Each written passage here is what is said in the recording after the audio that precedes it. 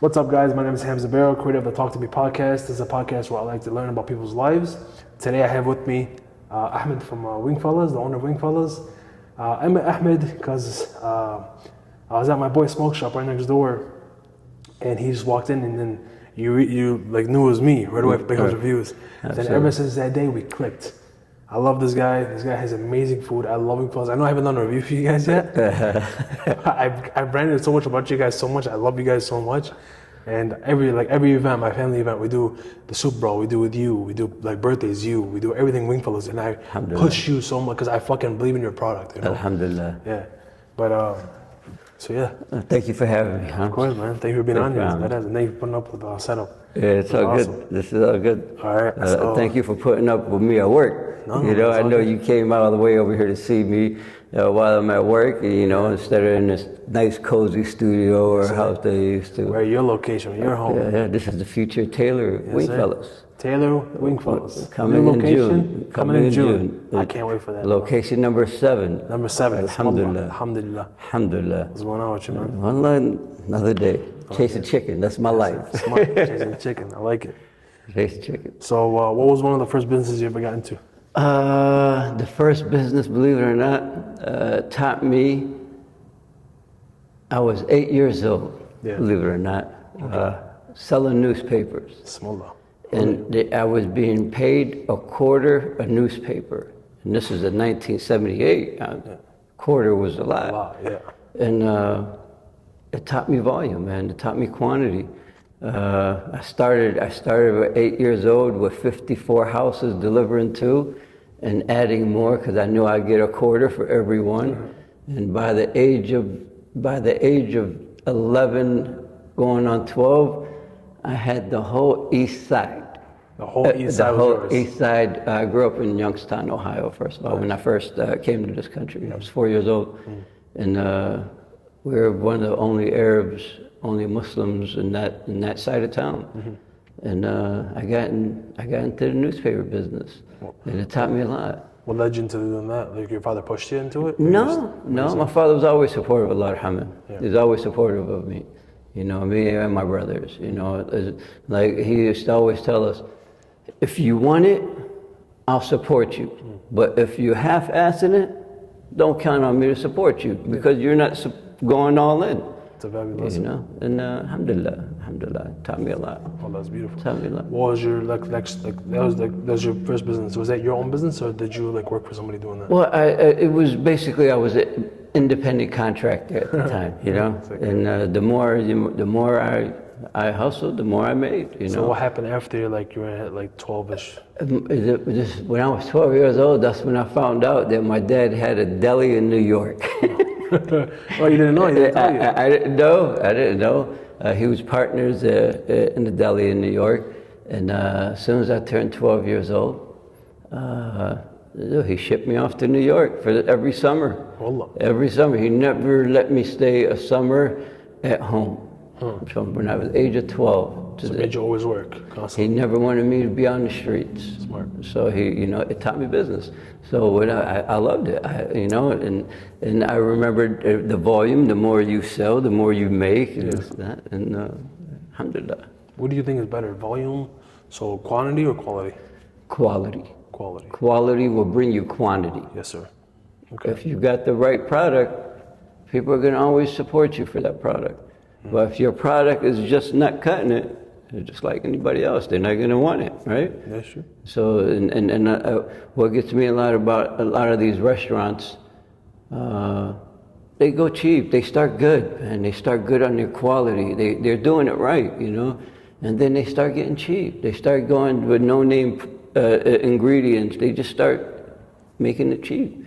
You could taste it in the food. Yeah, you can. A lot of people are inconsistent. But I'm gonna tell you something. This is what I love and respect about you, Hams.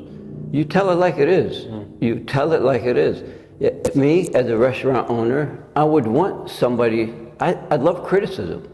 If those are the worst type of people, and I think not the worst type of people, but if especially the ones that know you and you open up a business such as a restaurant. you want them to criticize. You want them to let you know where you're making your mistakes to fix it, right? Yep. You don't want those to pat you on the back to tell you everything is good, and in their heart they know it's not. Yeah. Right? You have to. The only way you could improve is by making mistakes and by people letting you know it's a mistake. Sometimes you're not going to realize that you're making that mistake until somebody calls you out on it, right? Yeah, it's true. And then you learn from it and you improve it, you fix it, and you move on. There's doing the becomes reviews. I noticed there's two kinds of restaurant owners: people who can take criticism and people who can't. You know what I'm saying? And the people who can't are the worst people to deal with because they're like children. They're so petty and I'm trying to help you out, but I don't know, man. They're fixing their ways. Yeah, and they figure they invented they got the invention on that product, and but it's the same. Yeah. It's the same as everybody else. It's just you just gotta, and I see a lot of these businesses that are copying each other. Instead of working with each other, they're competing with one another. It's plenty out here to be for everybody. Yeah. But at the same time, this is a big metropolitan. You don't stay contained to one area. You move out. That's the thing. Yeah, they move out. Like for example, Peoples did it. Peoples went to Canton, then he went to Taylor. He was blasting off in Taylor. Then after that was his first location, and now he's in Canton. Small was doing great. Because he's by himself out there. No one else is out there. Now, 100%, I was gonna go out there because there's less. Alhamdulillah. And at the same time, we're spreading the halal product all over. We're spreading the halal product. Alhamdulillah, our community is finally able to be in a situation where you can have halal food. You can have halal burgers, halal hot dogs, halal corn dogs. Whoever thought halal corn dog? Alhamdulillah. I was the only one that thought about halal wing. Alhamdulillah. Smart move. Alhamdulillah. But I love what I do. Okay, so before we get into the wing business, right? I heard that you used to work at a gas station. What was your experience with that? And can you just tell me? You tell me your experience. Well, we've owned gas stations, managed gas stations. Yeah. I can't do it no more. I couldn't do it no more. It was maybe it was just the customer base, but I couldn't take it. It wasn't me. I couldn't just sit there. I did it even as a kid going to New York working for my dad's store. I wasn't behind the counter all the time. I was filling up the cooler, working the deli. I was always moving. For me, the gas station business was, I don't have to explain to you. You see how it is. Yeah, I know. I just want to hear from an outside perspective. Don't get me wrong. It put food on the table. It paid the bills. Took care of my family. But it just wasn't me. It wasn't me. I had bad experiences with shysters. I got robbed. Really? I got robbed. Where was the store located? I was in New Orleans at the time. New Orleans? Outside of New Orleans when I got robbed. And that changed my whole life on everything. And that's when I had kids. And I said, no way. I can't do this. This is not me, It's not me. I just had to make a change. When you're in New Orleans, you realize, so you got robbed in New Orleans. When you made that change, what'd you do? Did you move out of New Orleans? Go somewhere else? I left New Orleans. Yeah. Where'd you go? I went back to Texas. Texas. I had family in Texas. When you say you went back to Texas, what do you mean? Yeah, I was there beforehand. I traveled, man. I've been all over this country. I've been all over, bro. I want to know your story. I've been everywhere. We're having our bet. But alhamdulillah, I did a lot of traveling before I got married. And then once I got married, we settled down south. We left in 2001, right before 9/11. Wallah. Right before 9/11. Right before 9/11. We left in July, and 9/11 came in September. So you guys were in Texas. How was it like? I'm pretty sure you have to endure some sort of racism after 9/11. You have to. In all honesty, no. Really? I think the South are some of the most hospitable people, believe it or not. Really? Wallah. I can't ever say, wallah, that I experienced racism there. Really? Wallah. Wow. In all honesty, wallah. When living in Texas, didn't experience any racism. Wow. I think you got to keep in mind the Texas economy, the majority of the Texas economy at the time, and still is, was the oil industry, the oil business. So the Texans, they understood the Arab culture, the Muslim culture. You know, believe it or not, there are probably more Muslims in Houston than probably anywhere else in the country. Really? Absolutely. More than Dearborn? More than Dearborn, more than New York. They like to categorize Muslims based on race. And it's not based on, oh, you have your Arab Muslims here, you have your Pakistani Muslims here. No. We're all one ummah. Yeah, it's true. We're all one ummah, right? But yeah, I like Texas. Texas is nice. So after the gas station experience, you moved back to Texas. What did you end up doing in Texas? In Texas, we were in the construction business, and then 2008, the economy crashed. Economy crashed, and my son was starting to go to school, and I said, you know what? I think Dearborn is the best place for my kids to come up. Okay. Dearborn, there's nothing like it. No. Nothing like it, especially for a kid, a Muslim kid, Arab kid coming up. I think it teaches you a lot. Dearborn reinforces your culture, your faith, everything. You know, alhamdulillah. I learned that. I think there was the first big Suhoor festival that Shami did. Yeah. That's when I learned like Dearborn is Dearborn, bro. Like Dearborn is its own thing that no one can mess with. Yeah. That's why I love this community. It's beautiful. Beautiful community. Everybody's together. Everybody's beautiful. relaxed. I love like Dearborn. All Arabs in like one bubble. You know, I love that. You know, it's just not the Arab.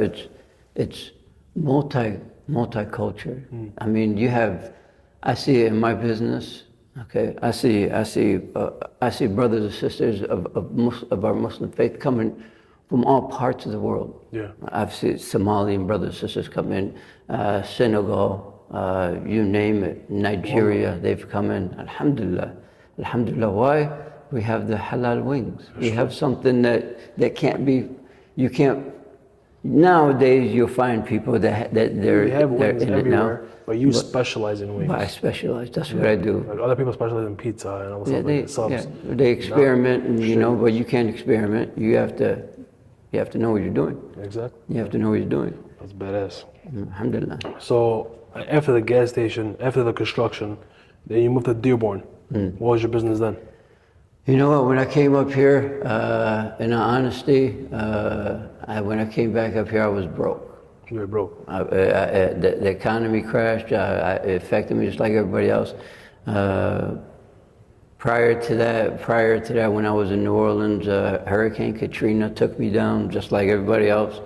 You know, I just got tired of you know, being down south and hurricanes come, you work all day, you hardly see your family, and then in one day Allah just takes it away and makes you change your whole life.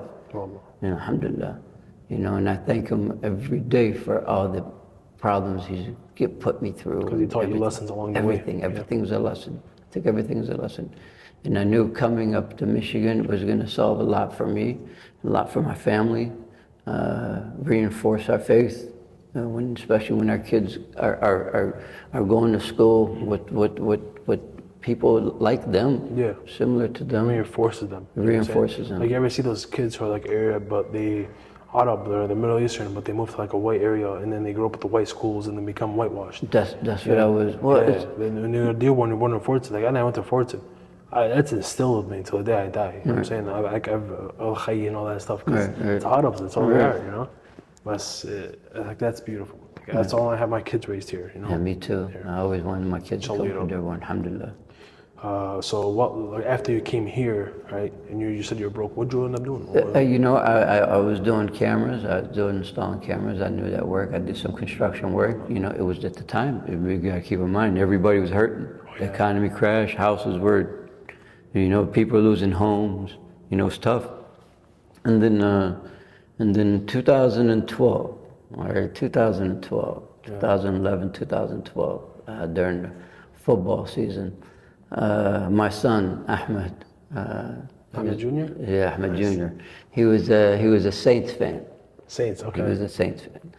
And he said, Baba, I want to watch the Saints play. I want to watch the Saints play. And during that time, it wasn't available like it is now, where you could watch any game you want, basically.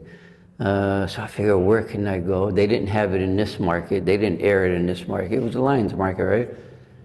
So I said, you know, I'm gonna take him somewhere. You know, I'm gonna take him to Buffalo Wild Wings to watch the game. Nice. You know, get some fries, get something to nibble on, right? And then we go to Buffalo Wild Wings, downtown Dearborn. You know, we go in, I know where it is, yeah. and me and him, he's got his Bush jersey on, you know, at that time, and I'm looking around. First of all, I'm like, wow, I wish they had wings I could eat here. You know, yep. We came for the game, right? And then I'm looking around and I said, wait, what am I doing here? Why am I bringing my son here?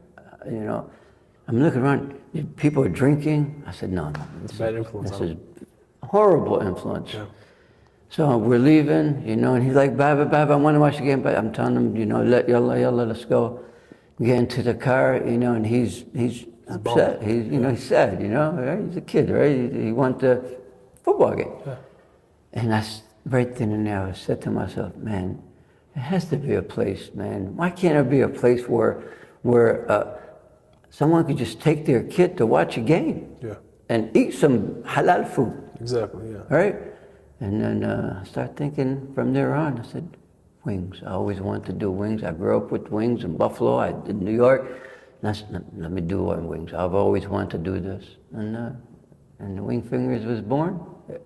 Wingfingers. Schaefer. I know where it is, the old Burger King. Actually, that was the second Wingfingers, believe Really? it or not. What was the first? The first Wingfingers, okay, when I came up, remember, money was tight for me. Money was tight for everybody, right? There was a liquor store, it was a liquor store that I went into to get a money order one time on Schaefer. Yeah. Palace Liquor. Yep, I know that. Palace Liquor. I went there to get a money order at that time, and I saw they had a kitchen that was basically equipped, that was shut down. I said, you know, I talked to a very beautiful family that owns that liquor store. Great people, man, beautiful, beautiful people. Talked to them, you know, we worked something out. I said, you know what, I'm gonna open up shop. I'm gonna try it. You know, I've already had flavors in mind. I played a little bit already. And I opened up the first location there. Wingfingers. For Wingfingers. Yeah. It was right there at the liquor store. Stayed there for a year. We were about to relocate, believe it or not, to a dine-in. Okay, but I'm gonna tell you something, what that taught me. All right, alhamdulillah, first of all, I introduced halal wings at that time. Was that your first step into a food restaurant? That was the first step into, during the deli growing up. But during that time, okay, there wasn't halal party wings. Sure, yeah, halal party wings. The party wings, the wings that we sell the now? small baby wings? The wings, the party wings. ones. There were none on the market, halal. They had halal whole wings. So, I used to buy a case of halal whole wings, start cutting them up, right? Sell it, and then it build up, and I finally convinced them, the supplier, to get me some, and they got me sad, and they got me party wings. Sad Sad is the best. Yeah. Listen to me. Sad, they started the halal industry for us. They did. Yeah. They started it. They started everything. They've been with me from day one, and I'll never leave them. Well, they're good. Alhamdulillah. That's loyalty. Yeah, they're good family, good people, Very good everything. Good family. Yeah. Great products, great prices. They take care of you. They take care of you. I love Saad's.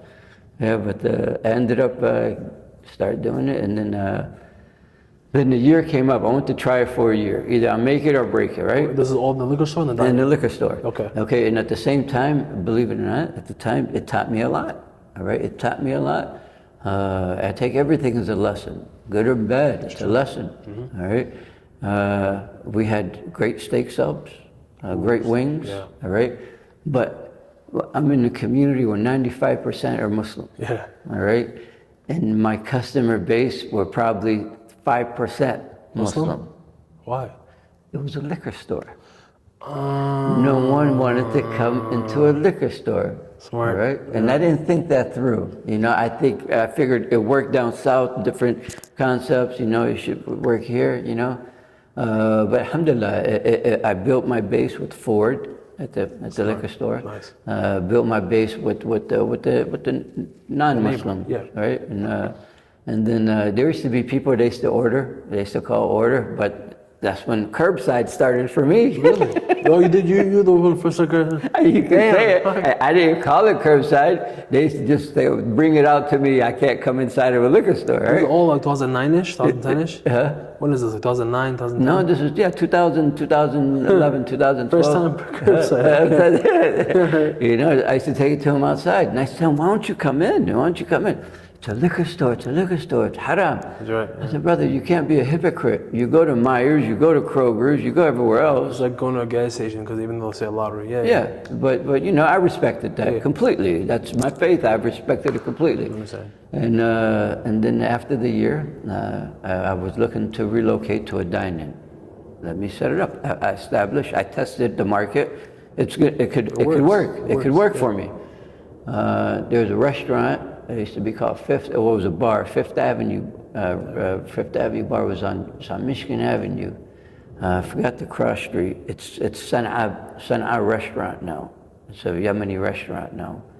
Continue. But I was going to move in there, relocate in there. It was a kitchen set up. I had to do a little remodeling, bring it up, modernize it a little bit. And then the first big flood came. Remember the first big flood? Yeah, Michigan. Yeah, okay. It was 2013, I think. Yeah. 2013. It flooded the basement. And we already worked out our terms.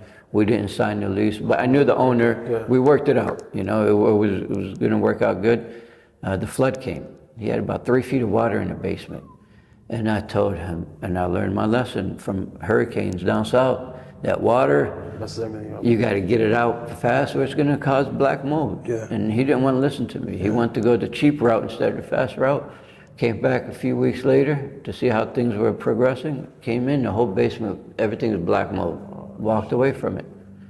You had to, yeah. I had to. The relationship's gone now, but you had to. And then from there, I had to rethink things, right? Because I'm already set on leaving. And then I saw that Burger King. The one right behind Fortson. Yeah, the one behind Fortson. At the time, I didn't have the money for it. It needed a lot of work. The banks weren't doing loans, none of that. It was tight. Money was tight for everybody. Yeah. And so I decided, you know what? Let me take a break. Rethink whatever Allah has planned for me. He got planned for me. I had to do worked in the gas station, do what I had to do at the time. Even though I swore gas stations off, at the time there were no other jobs. That's true. All right, I had to take care of my family. All right, and it was halal, no lottery, nothing. So it worked out. It worked out good. That's a all blessing. Right, it worked out good. All right, but alhamdulillah, wallah, you're taking me back, big hand, wallah. And then after that, I said, let me take a break. Let me go to Yemen. I went to Yemen. For how long? I went there. Originally, I was going to go there for a month, I ended up, it was in 2015. I ended up going there, ended up being there 5 months. 5 months. It was during the war. Ooh. I got trapped. I couldn't leave. Yeah. I finally got out after 5 months. When I came back, wallah, you know what, I'm going to tell you something before I get to what happened. I would recommend it to everyone to leave, go back home, go back to your ancestral country. Who, why? Anybody, when you hit that 18, 19 mark and you're confused about life and what you want to do, go visit back home for a few months. Hold on. Go visit back home. 2015, how old were you? I was 45. So why are you saying this now? It teaches you a lot. Oh, to go back to your roots, home, the roots, to see where your family came from, the struggles people were still going through. Yes. That your family left to give you a better life, exactly, right? Yeah. And it made me, when I came back here, it made me rethink everything. I was determined. I was determined to go for that Wingfellas. There you go. Let me have my Wingfellas. That's it. I knew what I wanted. I knew what Allah put in me to do, and I was going for it. Nice. And I went for it. I brought in a couple of partners at the time, and that was a big lesson learned. No more partners. It's when, especially with friends. My father taught me that. You stay friends. It's better. Money isn't the answer to everything. Yes, sir. Yeah, when you have a good friend, and it's sad for me to say, I lost a good friend from doing business with them, you know? Because once you do that, it gets dirty. Man, it gets It dirty. gets uncontrollable and it gets you know? dirty. So it's But, never good. alhamdulillah, Allah has His plan for everything, right? So what happened with that? So you went in with your business? I had a little issue with my partners, Yeah. you know? Everybody wanted to see a different way, you know? And I stepped back to see if they were capable of doing it.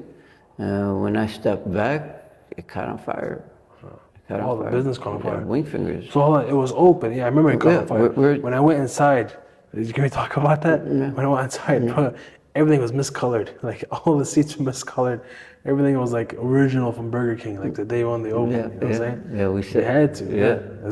That's going through it. That's the struggle. you Yeah, know? that was a struggle at the time. Yeah, it was bro. going through it. That was a struggle. Yeah. And the plan was to, you know, do what we can with it. We focused everything on the kitchen, everything new in the kitchen. Dining room, we made it work. Yeah. And as business in the future, we remodeled it, right? The first time with like Mathana, he took me in there. I've been with Mathana since high school. So Mathana said, Berro, come with us, let's go. I said, bro, I don't want to go there. It's ghetto as fuck. It was bad, man. Yeah. Then he was like, bro, just trust me, the food's crack. I said, all right, bro. I went inside, the food was crack. The food was good, you know what I'm saying?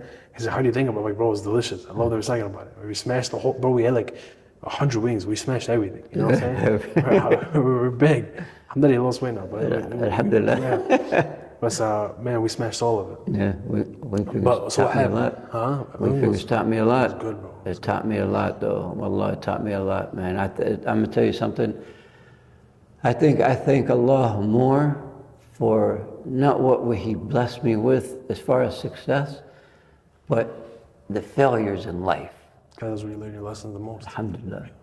Alhamdulillah. It made me a better person. You know, it made me a better person in a lot of ways, you know. Alhamdulillah. You know, and I love what I do, huh? So after you said so it was 3 partners when you went in there? It was 3 of us. So when you backed off, what happened? They just caught on fire? It caught on fire. Yeah. It caught on fire. The deep fryer is just like now, Chinese. Everything's made in China, right? You buy an American fryer, it's $6,000. Yeah. Or you could buy 4 deep fryers made in China for the price of 1. Exactly. You know, so when the times are tough, you're gonna go with that one. You're gonna go with that route, one. yeah. And at that time, apparently one of them cracked. It had a crack already, and it cracked, and the oil got caught on fire. It escaped the hood. Oh wow. I remember watching on a DVR. It was crazy. You know, the cloud at the time. That's when the cloud came out. We were like, "What's a cloud?" You know. But Allah's plan, man. I sat in that parking lot. You gotta keep in mind, I lived in that place. I built it. You threw everything in there. I built it, hands on. I did it. I was part of everything, building it. It was in my blood, sweat, and tears, literally. Oh. I remember. I'm gonna tell you how I ended up with the Wingfellas. I was parked in a parking lot 3 days, bro. Was this parking lot already Parking made? lot, Wingfingers. Yeah, it's across the street from the new Wingfellas. Was that plaza already built? That was already built. Okay. There was Lefties there, Cheat Treats Yeah. there, Cider there, Tropical. They were all there. Yeah. And I was in the parking lot and just asking Allah, what do you got planned for me? Yeah. How is this part of the plan for me? You know, and that third night, I'm asking, you know, I'm just looking and just thinking and I asked Allah, I have to know, what am I going to do? What's next for me? And I heard laughter. Laughter? Laughter. I heard people laughing. That's weird. And I looked. The plaza across the street where Cheat Treats and Lefties was, it was Packed. it was dead. It was the place that was closing up was Lefties. That was the only place that was closing up at that time. And the guys from Lefties were coming out and they're laughing. They're laughing, man. They're just enjoying themselves after work, right? And I looked and I remembered. I know the man that owns it, and I knew he was selling it at that time. And that's one of the best men I ever met in my life. The owner of Lefties? The one who bought Lefties at the end. Okay, yeah. At the end. I called him, asked him, is this still available? He said, absolutely. He said, what are you thinking? I told him, I want to reopen. He said, come and take it. Wallah, just like that. Yeah. Come and take it. So he helped me out. We did everything we needed to do, and opened up Wingfellas. What day did that open up? Opened up August 22nd, 2019. Nice. 2019. August And those guys that laughed, one of them is the owner of Southfield now. He's a franchisee. Nice. All right. Another one is my co-manager in Dearborn. And the other one is going to be running our next food truck. You have a food truck coming out? We're coming out with it. We're coming out. It's a trailer. Okay. It's a food trailer. Yeah. We're not going to set it up on corners or in gas stations. It's for events. It's going to be for events. Catering, yeah. Catering events and, well, you know, festivals, carnivals, and stuff like that. Like a car meet would be perfect. Yeah, You know? exactly. A lot of people were asking me, why wasn't I part of the Sahoud Festival? Why was Yeah. My product need to be cooked fresh. Okay. It's not going to be cooked, sat in the warmer, and sell it to you dry, sell it to you without the right quality. That's my brand, that's my name, that's my life, that's everything to me. I kind of feel like you shouldn't be there, because I feel like the Sahoud Festival is for businesses who are trying to push out their product, to put their name on the market. Your name is established. Yeah, but alhamdulillah, but at the same time, people, believe it or not, they ask us, they want us there. They want us there. Try it out. So why not? Like, for example, I found my favorite taco spot, the spot there. I was just going doing reviews by myself and my brother, he's recording me. I seen this guy and his son, and he's just chilling. I walked up to him, I was like, hey, can I just get a taco? He's like, I got you. I got the taco. It was one of the greatest things I had in my life. Yeah. The turbo one. Oh my God. Listen to me, these food trucks, I have a lot of respect for these guys in the food trucks. I'm going to tell you why. All right? The majority of them are chasing their passion. Yeah.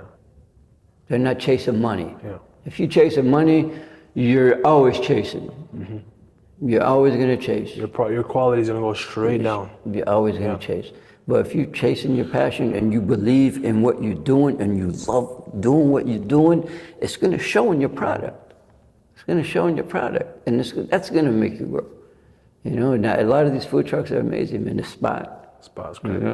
Burger truck too. Burger truck is the burger truck is that. I've been iffy with them. With the burger truck? Yeah. I've been iffy with them. But the Spot, for example, he's why I love him as an owner.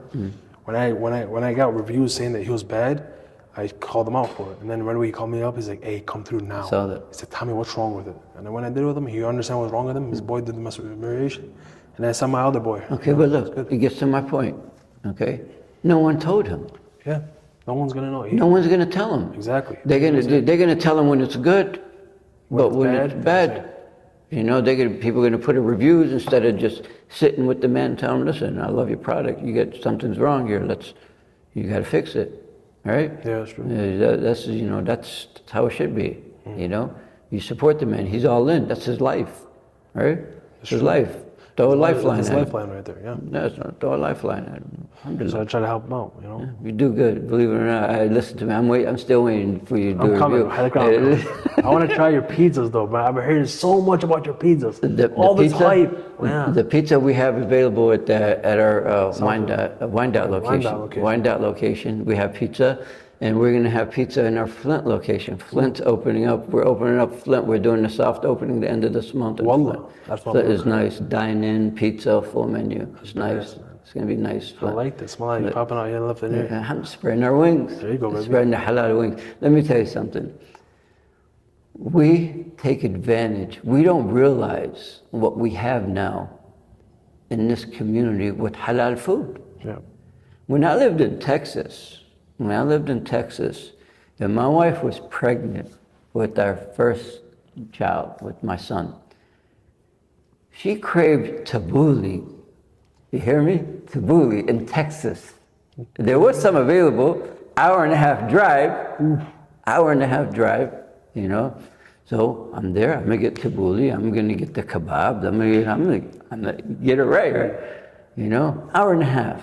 Now, go on DoorDash, you get right there. whatever you want halal. Even next door, Malik Kebab, Alhamdulillah. right there. Yeah. Malik al-Kebab. Amazing. I love their kebab. Yeah, good food. Good food. people. Good food. Alhamdulillah. In Dearborn, we see restaurants close down as fast as they open up. In your experience, what makes a successful restaurant in Dearborn? What makes a successful one, and what makes an unsuccessful one? What makes it successful and what makes unsuccessful? Yes, sir. Okay. I think the first thing is the product, Yep. right? Better have an outstanding product, and hopefully something different than what's out there, right? Yes. Yeah, it has to be, right? You can't be a Xerox like my father used to say a lot of time, right? What's a Xerox? My father used to say a lot of time.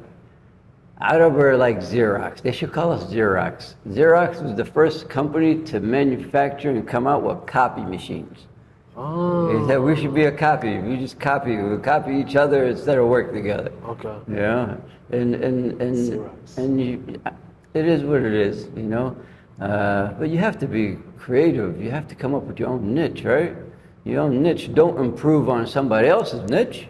don't beg Because for- he's going to improve on your niche because it was originally his. Yes, sir. So all you going to do is hurt each other, right? That's smart. Yeah. Yeah, Never thought about that. that's the first, and then the location. Location matters. Location. You say it all the time, right? Business classes, everything. Location. It's where you open. It has everything to do with everything, right? Mm-hmm. You can have the best product. Traffic flow, the footstep flow. Everything has to. You have to have your full demographics for your product. Yeah. You have to have all the demographics that you're looking for, right? That's needed for your business. So location, quality, anything else? Dedication. Dedication. It goes with location. If you're not dedicated, right? There's no point of doing it. What's the point of doing it, right? You Anything do it else, right. or that's it? Huh? Anything else, or that's it? I think. That's about right. Yeah, it's about right. So we got location, dedication, and quality. And you know what? One more thing comes to Talk what? to me. You have. Don't get me wrong. Allah yarzuq kullu wahid. We all get rizqana from Allah. Yes, Period. sir. No all one right? else. Just as Allah. But if he's blessing you as a plumber, don't open up a restaurant. You got what I'm saying? And I see that a lot. You get people their success comes, their rizq comes from a different field. But they want to try something different. But you're trying something different, and you're risking everything that you built up on something that you don't know anything about. That's true. Right? And a lot of these guys are doing that. Yes, I've seen that before. And You're right, 100%. yeah. Okay, that's cool. So, owner of Wingfellas, Yes, sir. of course. You're the one who creates all the flavors. You're the one who creates all the wings. You're the one who creates the whole menu. Alhamdulillah. For example, the Texas Don, Yeah. heavenly. 28 different flavored chicken sandwich. Exactly. It's like, I don't know what you do with it, but when I heard it the first time, I thought I gave it to me. Yeah. Oh my God, it's delicious. You're big in my mouth, all Yeah, right? it's telling me I'm hungry. Okay, what's your favorite flavor on your Me, Texas my Don? favorite flavor, honey barbecue. I'm a sweet person. Yeah, that Mango habanero, honey barbecue, then garlic parm. Did you ever try the sizzling honey? Yes, that's a good one. That's a real good one. I like the rough buff. Rough I'm buff? a rough buff I man. had the rough buff. It's rough. Rough, Yeah, the rough buff is rough. I can't do the rough buff, man. rough buff. That's your favorite one? Yeah, that's one of my favorite ones. What's your top three? Rough buff, lemon pepper. crazy. Oh my God, lemon pepper. On our tenders and our boneless, oh my God. I can have it with rice. Yes, I can have it with all type of things. Yep. When my wife cooks biryani or rice at home, she knows I'm bringing home lemon pepper. Really? On the biryani? Bro. Really? Bro. I gotta try it out. Oh my God, it's amazing. For me, that was my taste. Buffalo mild. I love buffalo mild. You like spicy? Buffalo mild. I can't handle the spice no more. Hold on. I can't. What? Growing up, I ate everything spicy. I drank hot sauce. Damn, I dog. eat jalapenos fresh. I can't do that no more. It catches up to you when you get older. I can't You do know, that, but I sampled all my seasons, my spices with my nephews, my nieces, my kids. Yeah. You know, they were all my you could say guinea pigs. Yeah, you tested it through I them? tested with them. I knew they weren't lying to me. A kid's not gonna lie to you. True. A They have no kid's reason not- to lie. They have no reason to lie. You know how many my nephews and nieces and my kids, they helped me perfect our flavor. Yes, sir. You know, So when you first started the wing fingers, I'm sorry, how many flavors did you have at that point? at that time we had about 15 flavors. 15. 15. You just the basic ones, and then you start making up your own. Yeah, exactly. So how'd you go from 15 to 28? What's We your got creative more than process? 28 now, thank God. Oh, you got more in the We bank. got more than There you go, baby. There you go. Research and development, R&D. Yeah. That's the best. I love it. So I love it. Your creative process. Describe it to me. Like, if you want to say, if you don't understand, but do you have like a secret kitchen in your house? Do you have like a facility where you just? I do. I have a facility where Yeah. where my office is, the warehouse, you know, my laboratory. Nice. You just mix stuff up there. Do have fun. It's beautiful. Man. Have fun with Just it. go in there, put your music on, you just start mixing. Have fun. There you go. Beautiful. So another question, wing related. Are boneless wings considered wings? I think I'm on fat chicken nuggets. Listen, I don't call them boneless wings. We call it our boneless chicken, right? Yeah, our boneless chicken, yes. right? But I'm gonna tell you how that came about. Talk to me. Okay, the wing industry came out of nowhere. Yeah. All right, it took over. At one time, believe it or not, the poultry industry used to throw the wings away from the chicken. Wallah, they used to throw, they used to throw it wasn't meaty. It wasn't meat on the bones, right? Yeah. They wanted the breast, they wanted the legs, they wanted the thighs. Yeah, Thick stuff. They used to throw it away like the necks, the chicken necks. They used to throw it away. And I love chicken necks. Yeah. I never had a chicken neck. You never had a chicken neck? It's amazing. It's like a turkey chicken neck. feet is good. How about chicken feet? Chicken feet. You know what? I can't say I ever mess with chicken feet, but but there's some people say it's a delicacy. They like it. They like it. They Yeah. like it. Yeah. But I'm gonna tell you how the boneless wing came about. The poultry industry couldn't keep up with the chicken wing business. Yeah. All right. And they were losing a lot of product trying to keep up with the chicken wing business. They had excess. You remember, you got a whole chicken. You're only taking wings off the side. You still got the whole Thing to push. everything else to push, right? And at the time, in say early, as of 2000, probably 10 years ago, maybe 10, 12 years ago, chicken breasts used to be the most expensive part of the chicken. Hold on. You used to go buy chicken breasts, for $6, $7, $8 a pound. Really? Chicken breast, bro.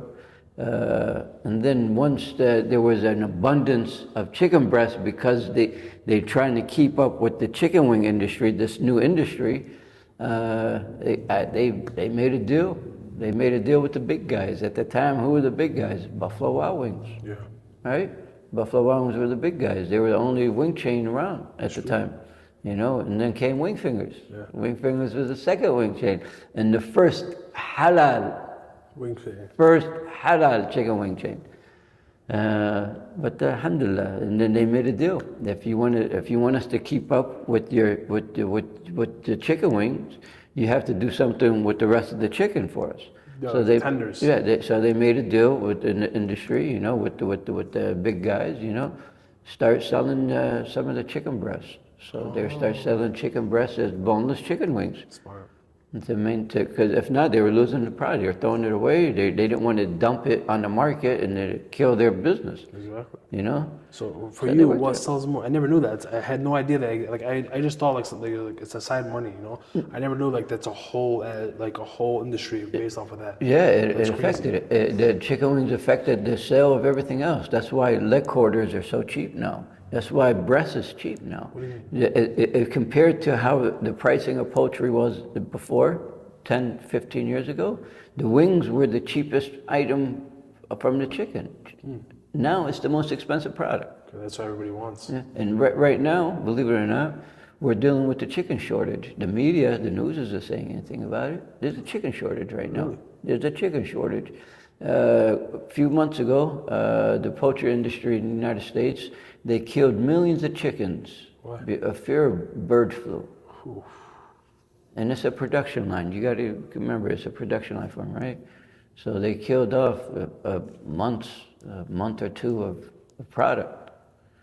A month or two of product. Now, chicken has tripled in price in the past month and a half, but the media is not saying anything. That's wild. It's crazy. Yeah.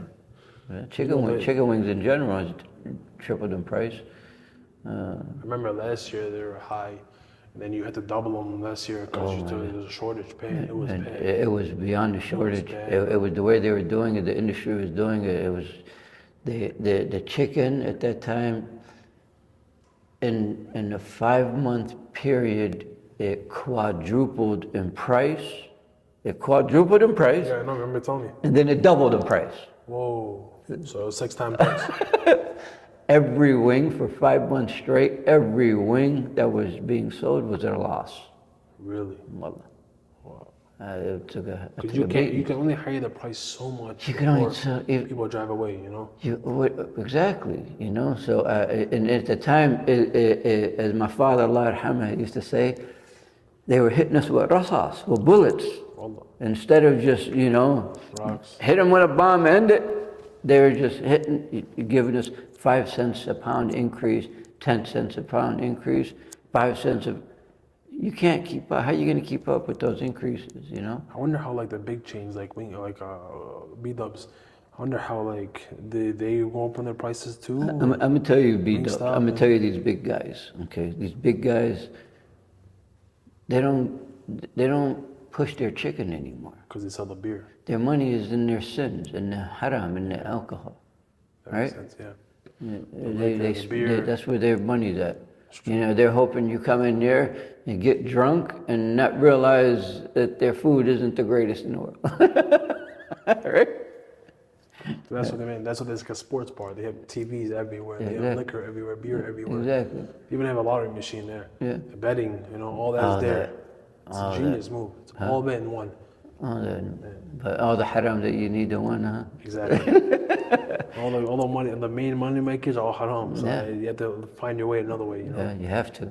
You have to, or you get nowhere in life. Cleaner, huh? It's cleaner. Like, you know, less headache, less Alhamdulillah. stuff to deal with. Like, I never knew this about liquor. Like, alhamdulillah, I never had one. I never knew this about liquor businesses. Like, if you were a restaurant that serves liquor and you're the person that got drunk from your location and crashed, you're liable. Yeah, you're liable. I had no idea. Yeah. That's ridiculous. Yeah, you get sued. Yeah, you get sued. Yeah. The owner. Yeah. That's wild. Yeah, absolutely. Even if someone says I'm drunk, you can't serve them anymore. There's so many rules. Like, I was talking to one of the owners I knew who just brought on liquor, and I'm talking about the owners. It's wild. There's so many regulations, so many rules. Your employees have to be trained. The insurance policy, everything. It's crazy. I don't think it's worth it for my. Well, if you stay in the halal world, you'll be all right. You don't have to worry about that. You know, I'm not saying anybody. Yeah. You know, alhamdulillah. So one thing I want to bring up is your father. You mentioned your father even before we got on the pod. We're out eating a Malik kebab. You mentioned your father repeatedly. Like, I know he has a huge impact on your life. I know he taught you so many lessons. Everything. Can you share some with us? Just tell me about your father. Like the Xerox machine. Tell me more about your father. My father, he. What was his name? Mohamed Ali Saeed. Mohamed Ali Saeed. Allah yarhamah. My father, man, was a very interesting man, bro. Very interesting man. He lost his father, Allah yarham Gaddi Ali, in 1943. 1943. My grandfather, Gaddi Ali, he died in World War II. Whoa, really? He died in World War II. Who's he fighting for? He was in Britain at the time. Wow. My grandfather, and during World War II, he fought for the Queen's Navy for Britain at the time. He was on a ship, and it got sunk by the Nazis, submarines. And my grandfather passed away, Allah yarhamah. And when he passed away, England, Great Britain, gave my father and his brothers British citizenship. Wallah. In return for my grandfather's sacrifice. So your dad was born in Britain? No, he was born in Yemen. He was born in Yemen. But since my grandfather, Allah yarhamah, passed away fighting the war against the Nazis, they gave him for Britain, they gave my father's family citizenship in Britain. And my father went to Britain. His brothers went to Britain. He came here in 1953. So you went to Britain? And then from Britain, he came to America in 1953 on the Queen Mary cruise liner. Really? He was one of the last people processed on Ellis Island. That's wild. Alhamdulillah. He's a legit, no offense, but voter. He's a legit voter. Legit. That's insane. Legit. And I'm gonna tell you something, and that right there, believe it or not, is one of the things that gave me the theme about Wingfellas. How do you mean? Vito Corleone, What's that? Godfather. You ever watched Godfather. The I Godfather? never You never watched watched The Godfather? Big Hans, how could you I not watched watch Sopranos. The Godfather? Listen, I watched Sopranos. Oh, Sopranos I love is every amazing. second. Okay. I love Sopranos. You have to watch Godfather. I have to watch Godfather. 1 and 2. After 2, there's no point. Okay. But The Godfather, came from Italy, processed Ellis Island. Yes, sir. And as I'm watching The Godfather growing up, I'm seeing my father as this is how he came into this country. This is how my dad was processed. This is how he started his life in America, you know? Yeah. It's crazy. He came here, he settled in Ohio. My father helped a lot of people. A lot of Hamid throughout his life. How do you help the people? When people were coming in this country, back then it wasn't as hard, difficult as it is right now to come into the United States. But when they were coming in, a lot of them were coming in young, didn't have no family, no nothing. I remember growing up in Ohio, we had 2 houses. We lived in one, and the one next door, my dad built like a walkway in between. And that house, there were always people coming from Yemen. Wallah. And they stay there for 2 weeks, 3 weeks, a month.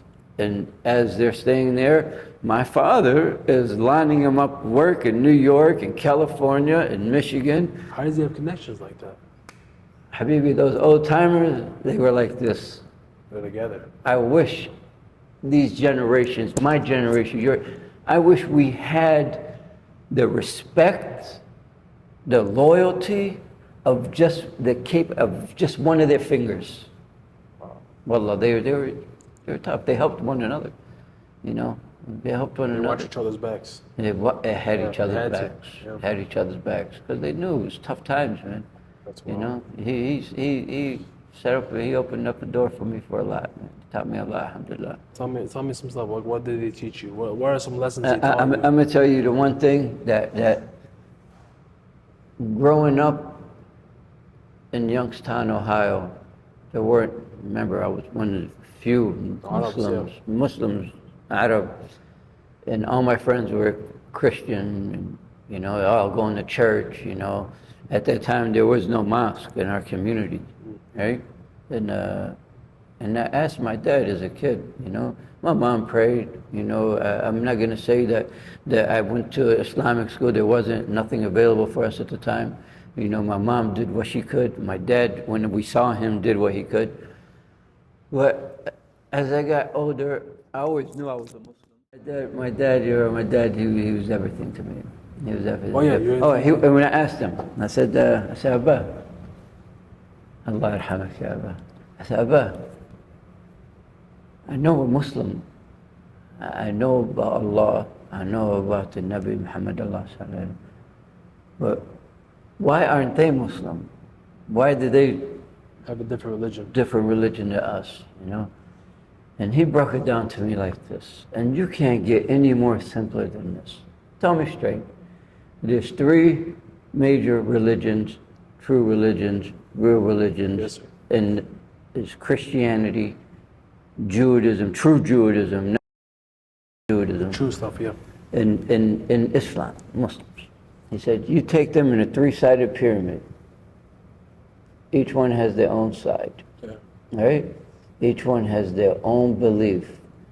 But what's at the tip? What's at the top God. for all 3? God. One God. Yes, sir. One God. So we all believe in the same God.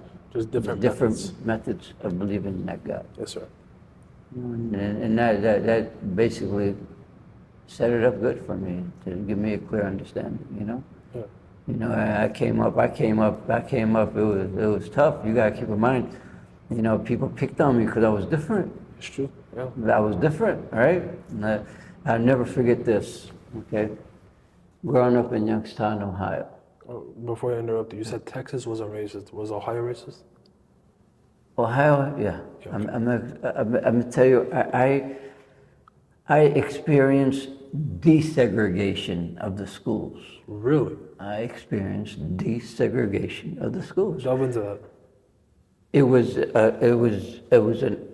a law that was, you know, that was struck down by the Supreme Court back in the 70s, early 70s. Where I grew up, it took them 10 years to implement it.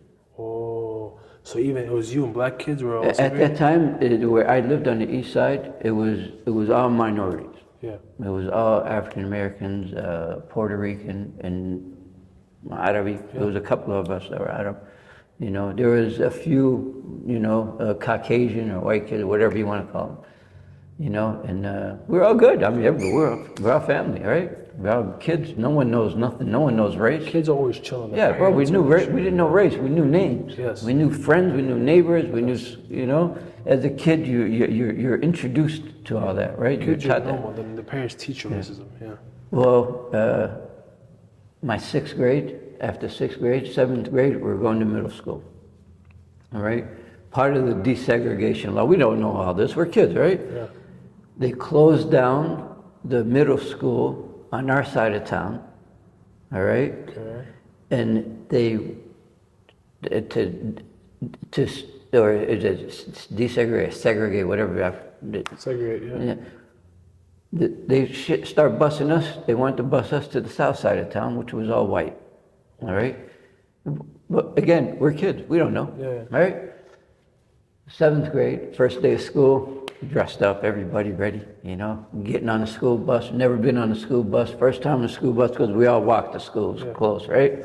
We're on the school bus. You know, we're happy. Like 4 school buses going, right? No kids, right? We get to the school. We get to the school, middle school, and as we're pulling up, we see hundreds and hundreds of people with signs. What the signs say?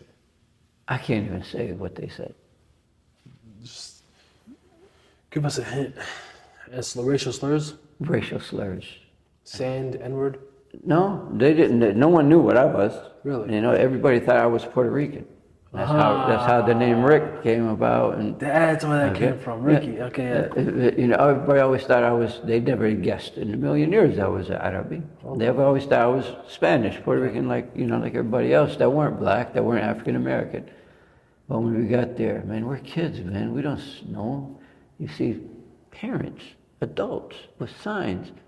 We don't want you make up the words that you want at our school. That's We're wild. like, wow, they had the National Guard there Damn. to get us into this. We're tripping. We weren't told that this was going to happen. What year was this? 1982. Wow. Okay. All right, 1982. How old are you? 12 years old. 12 years old. And man, you talk about fighting all the day, every time, you know. And that's the first time I heard. That was the first time I ever got suspended from school. Because you fought? I had to. I had no choice. And was the principal racist too? Oh man, the principal suspended me, not him. That makes sense. But my father made it clear to him. What did he do? That was the first time I was ever called a sand N-word. N-word, right? And I did what I had to do and took out his nose. Good job. Took out his nose, you know, and got suspended 3 days. But my father came, you know, and I was scared. My father was going to, of course, yeah. you know, but father, he had my back. It's like a father should. Father should, yeah. Right? Like a father should. That's beautiful, man. You know, but I experienced it, man. That's the first time I really experienced true racism. You know, it's crazy. Times have changed. No, it's still the same. It's still the same. Dearborn. Dearborn is different. Listen, the Burger King where Wingfellas was, when it was Burger King in the 80s, we used to go there We used to go there. There So was hold no on, hold on. halal You were in burgers. Ohio in the 80s. Yeah, but no, we 88. came. No, we were in Ohio to 85. 85. Man, Then you moved here to moved to Buffalo. New York Buffalo, New after York. Ohio. After Ohio. When did you come back to Dearborn? We came to Dearborn. I used to always come as a kid to Wallah. Dearborn. Yeah. Okay. My father used to always bring How us. was the Arabic population then? Was it was it No, booming? it was South End. South End? South End. Yeah. South End. It was Lebanese and Yemeni Yes. and Palestinian. Wallah. Wallah. Oh, I didn't know that. Yeah, there was some Italians still there too. Some But Polish. Habibi, I remember those days. Growing up, we didn't categorize ourselves by our nationality. We were, I'm Ahmed, he's Hussein, he's Muhammad, he's Bilal. You know, oh yeah, one is from Palestine, one is from Lebanon, but we were brothers. Yeah. We were brothers, man. All better together. All back together, man. We used to go to the Burger King, all right? We used to go to the Burger King. And if we ordered to go, we were okay. If we ordered dine-in, they called the cops on us. Really? Really. Why? And Dearborn did back then. Really? How That Dearborn racist. was. That's how Dearborn was. We've come a long way in Dearborn. Alhamdulillah. Big time. Come a long way in Dearborn. During that time, fortune was probably 1%, 2% Arab. No way. Yes, sir. Now it's complete opposite. Flip the script. Now it's like when I went to school, I had 2 kids that are white. That's it. Flip the script, school, right? yeah. Alhamdulillah. Alhamdulillah. Yeah. Alhamdulillah. Well, We've come a long way, man. So I'm Come a saying, long way. the community- Alhamdulillah. Dearborn's another beast. It's another community, man. Yeah. I love Dearborn. The only thing I'm gonna tell you, I love the city. I love Dearborn, man. I chose it from I've been all over this country. I lived in Hawaii for 2 Yeah, I years. was gonna tell you, your favorite Hawaii, state. Yeah. 2 years. I loved it. Nothing like it. I heard it's really expensive. Very expensive. It was cheaper to go to restaurants than it was to go shopping in supermarkets. Really? Oh, wow. That's how it was, you know. But Dearborn's a different beast. Dearborn, a different beast. So I love what Dearborn. made you want to move to Hawaii? Just like, I want to go see it? You know what? At the time, Did you have kids, by the way? no. I was when I went. I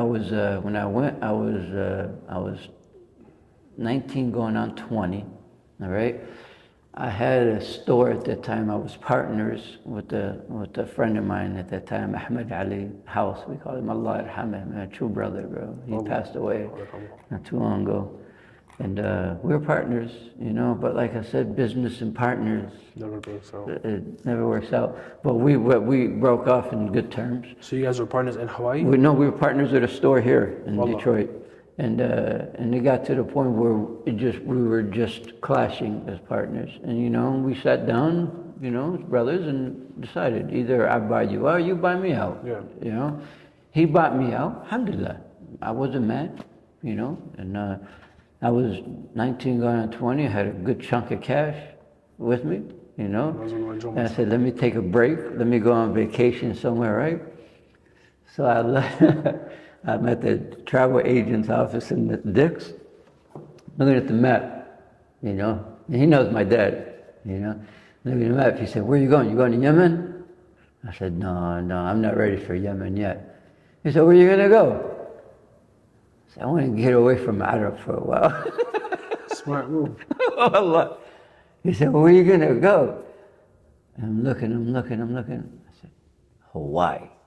He said, Hawaii? I said, Hawaii, I'm going to go for a couple of weeks. Give me a round trip ticket to Hawaii a couple of weeks. He said, you know anybody in Hawaii? I said, I don't know anyone in Hawaii. That's why I want to go to Hawaii. Exactly. You know, it's perfect. Yes, you know? And it's crazy, ya akhi, this crazy. Subhanallah al-Azim, ya akhi, Subhanallah al-Azim. I go to Hawaii. I'm going for a vacation, just to get away, rethink things. You know, I'm 19, you got a good chance, you know, clear my head a little bit. I go there, third day I'm there. I might have already had a hotel, it was expensive, you know, but everything else was. And I'm at the beach in Waikiki Beach, okay? I got my Walkman on back then. You guys don't know what Walkman is. Yeah, it's a cassette player. All that. You guys don't know what a cassette tape is. I don't know what a cassette tape is. My brother had a Walkman. So Walkman. Yeah. And I'm at the beach, you know, and I'm listening to music, you know, just relaxing.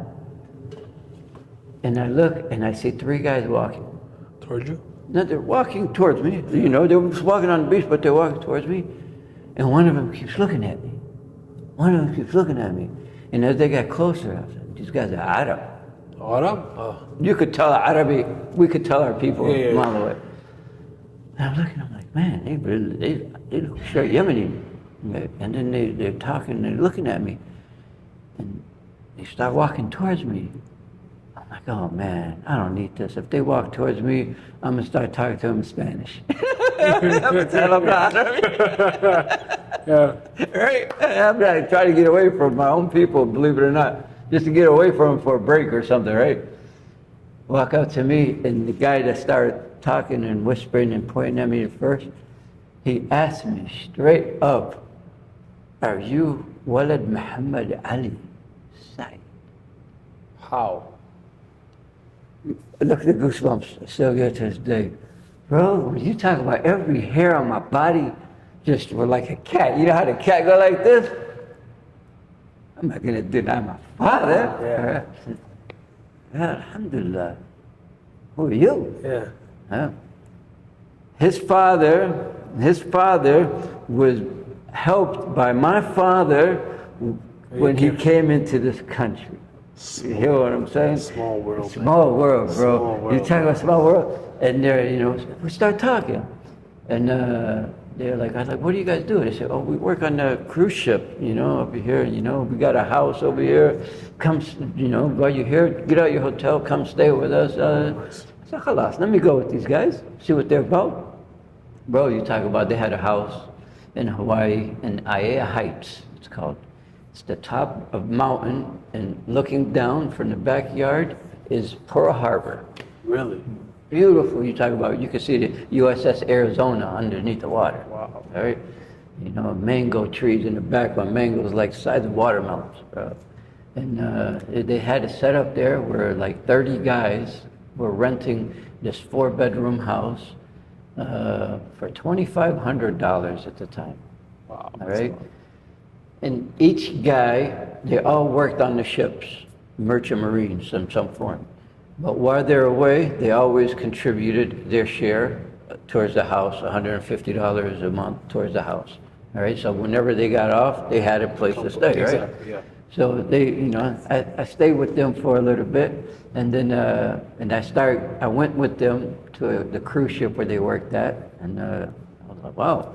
So they got me all my documents and everything. I said, I'm gonna try it out. Yeah, worked on the cruise ship for a while. It was fun, man. It was nice. Describe that, man. That's awesome. Bro, it was a great experience, man. You talk about great experience. Bro, we went to every island in Hawaii, the cruise ship. Yeah. I enjoyed every island. I had fun. So you worked at it. So what were you doing in the cruise ship as your job? And first I started in the deck department, and I just decided to go to different departments just to see feel, it, just to yeah. experience it. Yeah. I knew that wasn't my career, but I wanted to experience it, right? I wanted to experience That's it. insane. Man. Yeah, and Hey, who are you, man? There's so much to you, man. I stayed there 2 years. Hey, I'm gonna tell you something. Wallah, I used to communicate with my family all the time, and then one morning, Hamzah, I woke up and in the mirror, brushing my teeth, I'm asking, what are you doing here? What are you doing here? Bro, I packed up. 2 days later, I'm on the flight back. Back to here, Detroit? Back to Detroit. So this is, when did you end up going to Yemen? I remember you told me you were going to Yemen. Was that like around 20? 2015. 2015, wow. How old were you in 2015? 2015, huh? You were like 30 something? I was 45. 45? How old are you now? I just turned 54 the other day. Sebe wallah. Wallah. Khayi ismullah alaik. Alhamdulillah. Well, like black don't crack, but like this, Yemenis don't crack. Alhamdulillah.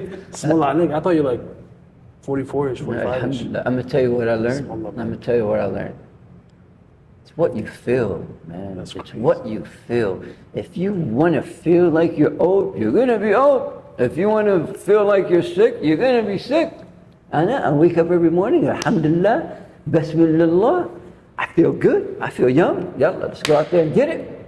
Alhamdulillah. You got that drive in you, that's why. You gotta want it, bro. You gotta want things in life. If you don't want it, you're not gonna get it. It's true. You gotta want it. You gotta give it your all. It's well, that's 100% true. If you want something so bad, you do anything you can to get it. You have to. Like when I Now, was we're not little, anything you do the righteous with it. You do it without doing any wrong to anybody, without hurting anybody, without doing any haram to anybody, without blaming anybody. You know, you just got to be straight, man. If you walk that straight path, you won't have to worry about anything. It's true. You don't have to worry about it. You don't have to look back at things. You don't have to worry about anybody trying to get you. You don't have to worry about nothing. You gotta go the straight path. You can't go like the side streets almost. You gotta go straight, be on your thing, and just get you done. You know You have to. You have to. You have to. That's beautiful. Alhamdulillah. Alhamdulillah, but your dad, that's crazy. He didn't do that to help you. He did that to help others, and then that in turn helped you out. Look how it came back together, man. It's crazy, yeah. That's I still look at it. I still think about it. It's crazy, yeah. Alhamdulillah. Alhamdulillah, man. Alhamdulillah. Man. Any other lessons your father taught you along the path, along the way? Like me and my dad taught me a couple. He taught me never look down when I'm walking. Yeah. He taught me that in Berro. When I'm in Berro walking, he said never look down. Always look up. Always have your heads up. Always have your look up. And then he told me what you said. Don't get in the business with partners. Don't. Because that will always mess up. No matter what. Even your best friends. Don't do it. I told you, I feel like I lost one of my closest friends at Wingfellas because of Wingfellas. You know? It's true, yeah. As I've heard that, I've asked that to other business owners, they all told me the same thing. Some of them it works out, some of them it doesn't work out. Yeah, it doesn't, it's not maktub. It's iffy. Yeah, it's iffy. What else is on your mind, Big Ham? So I know you do charity. You know you do a lot of charity. For example, the Wing Bowl. The Wing Bowl you did, the winner got, both sides really got 500 wings to give to for you guys, random strangers, for you right? and UNHFJ. Yeah, we had 500 to donate. And then that showed me another side of, like, for example, when I don't want to say who or anything like that, but it showed me that people are like struggling, you know what I'm saying? And that helped a lot. That helped a lot. You know what I'm saying? Like I couldn't see that well until that I opened my eyes into it. It's crazy, you know what I'm saying? Alhamdulillah for what we have. Alhamdulillah for everything we have. Alhamdulillah for everything we have. Even though you might not see it, like even though like you take it for granted, alhamdulillah for the bathroom, alhamdulillah for the water we have, alhamdulillah for the food on the table, alhamdulillah for the drinks we can get, alhamdulillah for the money we have, you know? Alhamdulillah for everything. Alhamdulillah for the problems, alhamdulillah for everything. People they don't, man. They don't. They don't. I saw the people that you sent toward that you gave the food to. Yeah, no names or anything like that. Yeah, but alhamdulillah, man. Alhamdulillah, man. People that help them out, bro, they have to. Isn't that a great feeling, though? It's a great feeling, but also I want to do more. Yeah, alhamdulillah. You want to do more to help out, you know? Alhamdulillah, you always have to give zakah, man. Always. You have to always. Allah, the way I see it, Habibi, صح الرزق من Allah. Allah gives us all our blessings, right? But for some, it's not direct. It's through someone else that He blessed. And that blessings is shared with him or her to others. That's how they receive their blessings from Allah, from others, right? And if you don't spread the rizq that Allah blesses you with, what's the point? Exactly. What's the point? Right? What's the point? You know, alhamdulillah. And like, for example, we're just at Malik's. He was telling me that he was doing, I believe, a soccer team, and you sponsored it. Like, I've noticed that you sponsor a lot of stuff. Like, you help people out. Alhamdulillah. What gives you that? Like, why do you want to do that so much? I don't know. I've seen other businesses that don't. You do. Like, every time I go somewhere, it's just Wingfellas. Alhamdulillah. You know what I'm saying? Yeah, I'm gonna tell you something. My community, I wouldn't be sitting here at location number 7, Wingfellas, if it wasn't for my community. It's true. If it wasn't for my community, me and you wouldn't be sitting here right now. We're not. And I'll never forget that. So you always want to give back to them. I'm going to always give back to my kids. I see them as my kids, you know. I'm going to always make sure they're good. You know, some of those kids, maybe their family can't afford to always eat out or try something out, you know. But I'm going to always make sure they're all right in some form, alhamdulillah. I'm going to always do what I can, alhamdulillah. I like that, man. Alhamdulillah. So Wingfellas, you know, the 5th annual is this year. Okay. I'll tell you, 5th annual. I think I'm the second. I'm twice in a row winner, right? Yeah. Come on, baby. Twice in a row, baby. Okay, you can have competition this year. Really? We can have a celebrity, but I can't say celebrity. Yet. Yeah. There's gonna be a celebrity involved. I think I can smash him. You're a celebrity though too, yeah. So I'm a big celebrity, like a big, you know what I'm saying? I think I Alhamdulillah. can smash them. I'm gonna go for my 3-peat. Don't worry about it. I'm gonna go for my 3-peat. This year it's going to be a fortune. Right? Yeah. It's going to be a fortune at the homecoming game against Dearborn. Yeah, I'm down for it. Yeah. It's gonna be easy though. Huh? Okay, so people forget that restaurant owners are customers too, right? Absolutely. Can you share your top 3 favorite restaurants in Dearborn Heights area? Okay, top 3. Top 3. Go for Okay. it. Well, it's tough. It's tough. There's a lot of great restaurants out there, man. I'm not gonna lie, bro. If you don't want to mention them, I understand because you're a business owner and you want to put your name out there. I get it. There's a lot of great restaurants, man, and I do my best to support them the best I can. You know, but I'm a steak guy. I love steak. You know, don't get me wrong. I'm a chicken guy. You know, but nothing better than a good steak, right? So I always try to find them good steaks, and I stay in Dearborn because I know it's halal, right? And I'm not going to mention. I always say No. If you don't want to, because I don't no, want to. I don't. But listen, downtown Dearborn. I know what you're talking about. Has come a long way. There's a lot of great restaurants there. Malik al Kebab. We are neighbors here in Taylor. They have a great menu. You have Butcher's Grill. There's another great one. I love those guys, Butcher's Grill. Malik al Kebab, they're great people there too.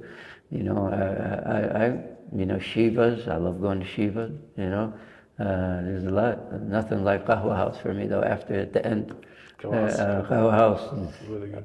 always hits the spot. Qahwa House is one of the OGs, the Wingfellas. They're the OGs. I mean, listen. I give all respect to the other coffee shops. Yeah. Allah yirzaqhum, and they're all doing well. Alhamdulillah. Yeah. But the OG is the OG. OG's OG. The OG is the OG. Ibrahim got it. He knew what he was doing. You know what's crazy? People laughed at me and laughed at him when we were doing what we were doing with Wings and what he was doing with Qahwa.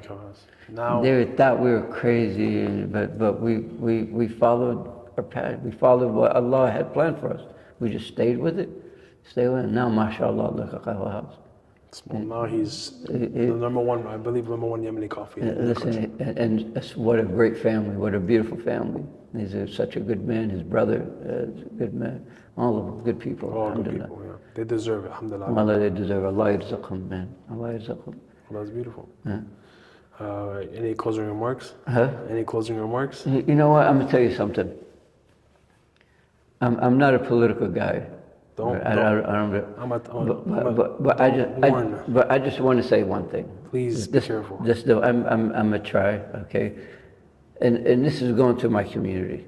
I love my community. I love everyone, man, in my city and in Dearborn. There's just one thing that really irritates me. All right? Be careful. When I see our youth, they're everything. To me, to you, to all of us. They're literally our future. Yes, sir. Literally our future, right? Yes, sir. They need to stop this nationalities stuff. What you mean? Where I'm a Yemeni, you're a Lebanese, you're Iraqi, you're a Syrian, you're this, you're that, and they down each other for being where they're from and what they believe and all that. They down each other, okay? I would love to take one individual that does that from each one of the nationalities, and let's go somewhere in the middle of the state and go somewhere and just sit down as a group around others. Do you think that they're gonna say, look at those Yemeni, look at those Lebanese, look at those Iraqi, look at those Syrians, look at that Palestinian? What are they gonna say? Look at those Arabs. Look at the Muslims. They see it, but we don't, Exactly. right? But you scared me. I'm not lying. I thought you were going to go like political. I was like, I please don't be get careful. it. Okay, listen, I love my people. Listen, you're right. I love my community. I love my city. I mean, we've come a long way. I told you. Look at Dearborn. We've come alive. Came from a restaurant that I used to get kicked out of for dining in to owning it. Exactly. Yes, sir. Alhamdulillah. Alhamdulillah, man. Alhamdulillah. But I couldn't do it without my community. It's true. I couldn't do it with my community. And I'm always love my community. I'm always do everything I can for my community. As long as Allah is blessing me, I'm gonna give back. I'm gonna give back. Alhamdulillah, man, that's beautiful, bro. Alhamdulillah, until you keep doing what you're doing. I'm trying Just be to. real. Be straight. Of course. Just don't change.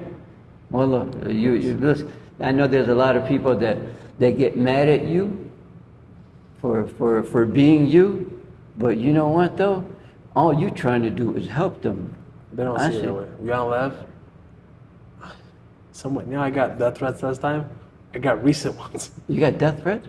For what? I got them last year, and then I got them again like 2 days ago. I didn't tell nobody about it yet. I don't let anybody know. I got death threats again. You know what I'm saying? So it's just, I don't know, man. I like my family's afraid to hang out with me and stuff. Like that's legit. Like, that's 100% legit. Straight up, huh? Well, I had to go on. Like I'm not even saying this. I'll cut this out. I don't care. But bro, like legit. I don't know, man. Now it's a different game. I don't know. But alhamdulillah, man. Just I'm watch your back. Watch Your back, man. You know, people. You know. People. I need like those are money chasers. They're not passion chasers, bro. Yeah, they're not chasing their passions. You know, they feel like they know it all. You know, we don't know everything. We don't know everything. You know, I always want people to criticize me. If there's anything to criticize, let me know. Prove myself, right? Of course. I've done that. That's why, like for example, I don't want to make this about myself. It's about you. But when people say why you do what you do, why don't you go talk to the owners? Because if I'm some nobody, I'm like F off. You know what I'm saying? But when I have a platform and people actually listen to what I say, my word means something. Yeah. There's a difference. You Absolutely. know, I built myself. Alhamdulillah. I had my brother help me out. I had my family help me out. But I built myself. I know it is what it is. Yeah. But Ahmed, thank you for coming on the podcast. Appreciate it. Thank you for having me.